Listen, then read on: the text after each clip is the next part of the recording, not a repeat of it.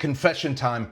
I am starting my 17th novel, and you'd think that by now I've just figured it out and I can just sit down and start spitting out a story and it just comes out easily.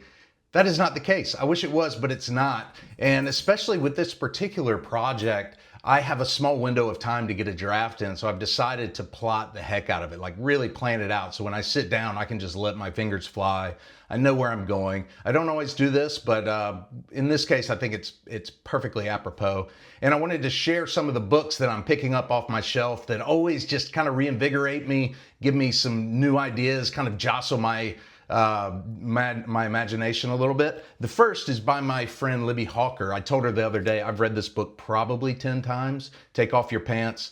Wonderfully concise, and Libby is just has a really brilliant writing mind. I love everything that she has to say.